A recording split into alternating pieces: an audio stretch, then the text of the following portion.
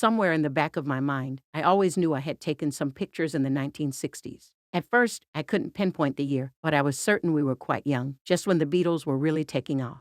I never tried to find this collection consciously, that is, but I kind of thought that it would just surface at the right time. There's often a certain amount of serendipity involved. And while we were preparing for an exhibition of my late wife Linda's photographs in 2020, I mentioned having taken my own, which, I then learned, had been preserved in my MPL archives. So, when I first saw them after so many decades, I was delighted that these images and contact sheets had been lovingly preserved and finally located. Anyone who rediscovers a personal relic or family treasure is instantly flooded with memory and emotion, which then trigger associations buried in the haze of time. This was exactly my experience in seeing these photos, all taken over an intense 3-month period of travel culminating in February 1964. It was a wonderful sensation because they plunged me right back.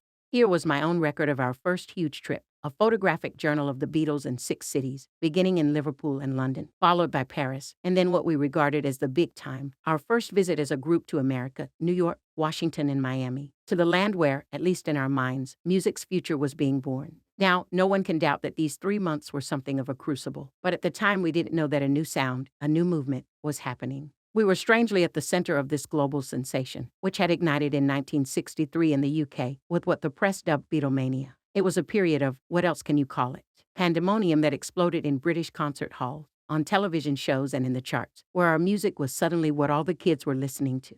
We 4 guys from Liverpool couldn't possibly realize then the implications of what we were doing. By the end of February 1964, after our visit to America and 3 appearances on The Ed Sullivan Show, we finally had to admit that we would not, as we had originally feared, just fizzle out as many groups do. We were in the vanguard of something more momentous, a revolution in the culture, especially as it affected the youth. One of my favorite photos shows George Harrison, his face hidden by sunglasses, being handed a drink, probably a scotch and coke, by a girl. And although we don't see her face, we do see her dazzling yellow swimming costume. The composition was deliberate, and I'm glad that I didn't move farther away but kept George as the focus of the image. In looking back on these photos of the good life, I'm not at all surprised that the color pictures started happening when we got to Miami, because suddenly we were in Wonderland. Rediscovering the photographs I took in my early 20s inevitably makes me reflect on much larger questions.